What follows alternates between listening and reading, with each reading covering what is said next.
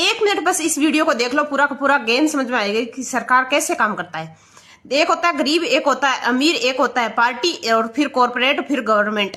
जब गरीब होते हैं ना, वो डायरेक्ट टैक्स सबसे कम देते हैं, पढ़े लिखे कम होते हैं और पॉपुलेशन में सबसे ज्यादा होते हैं। जो अमीर होते हैं वो डायरेक्ट टैक्स सबसे ज्यादा देते हैं, पढ़े लिखे ज्यादा होते हैं और पॉपुलेशन में कम होते हैं।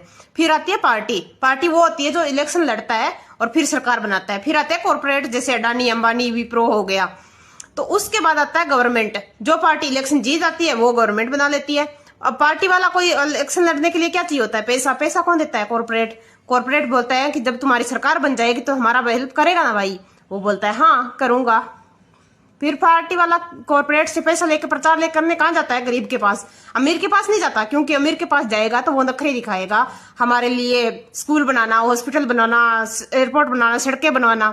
और वो पॉपुलेशन में कम है, क्योंकि वहां वोट बैंक भी कम है। तो वोट लेने कहाँ जाएगा? गरीब के पास। गरीब ना रोड मांगता है, ना स्कूल मांगता है, ना हॉस्पिटल मांगता है। उसको बस 5 किलो चावल दे दो या 10 रुपए अकाउंट में दे दो, या फिर धर्म या जाति के नाम पर लड़वा दो, वोट दे देता है। पार्टी वाला कॉर्पोरेट से चंदा लेता है प्रचार करने के लिए, गरीब से वोट लेता है और अमीरों से डायरेक्ट टैक्स लेता है। पार्टी वालों को इलेक्शन लड़ने के लिए कॉर्पोरेट की जरूरत पड़ती है, सरकार बनाने के लिए गरीब की जरूरत पड़ती है, और सरकार चलाने के लिए अमीर की जरूरत पड़ती है, क्योंकि अमीर टैक्स देते हैं। अब सरकार बनते ही सबसे पहले लात मारती है गरीबों को, क्यों? उनका कोई काम ही नहीं है, काम ही खत्म हो गया, 5 साल बाद काम पड़ेगा। फिर इग्नोर करती है अमीरों को, क्यों? क्योंकि वो वोट बैंक ही नहीं है। और टैक्स का क्या है? टैक्स तो ले ही लेंगे। फिर आता है कॉर्पोरेट, बोलता है भाई इलेक्शन में हेल्प किया ना था, मेरे लिए तो काम कर। तो बोलता है हाँ काम करूंगा भाई, कि मेरे लिए ऐसा ऐसा पॉलिसी बना कि मार्केट में मेरा ही दबदबा हो। सरकार फिर ऐसी पॉलिसी बनाती है कि उस कंपनी का पूरे मार्केट में कब्जा हो जाता है। जिस एग्जाम्पल के रूप में जियो या एयरटेल ले लो। अब मार्केट में ऐसा कोई भी नहीं होगा जिसके पास जियो या एयरटेल का सिम नहीं होगा। बाकी सब कंपनियों को फेल हो गई है, और इसकी वजह से जो कंपनी है वो कॉर्पोरेट है, उसका मार्केट में पकड़ बन जाती है, मोनोपोली हो जाती है। अब लोगों के पास वही कहानी है, पावर करप्शन शुरू हो जाता है।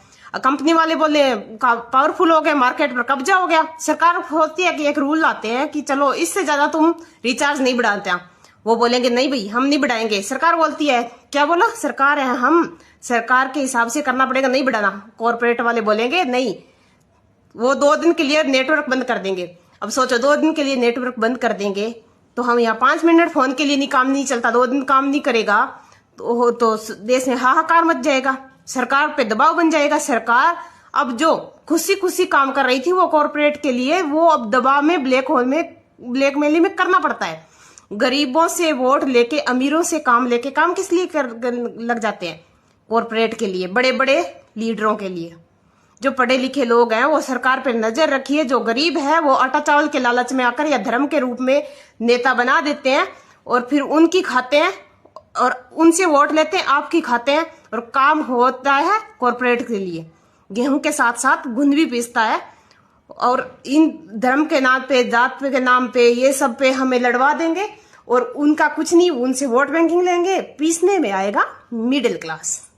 बचा कौन? Middle class. पूरे देश का भार कौन? मिडिल क्लास ढोएगा। हम ढोते रहेंगे पूरी जिंदगी। तो भाई अब जाग जाओ। हम गेहूं के साथ घुन पीस रहे, वैसे पीस रहे। काम किसके लिए हो रहा है? कॉर्पोरेटरों के लिए, बड़े बड़े बिजनेसमैनों के लिए। तो ये है सरकार का काम करने का तरीका।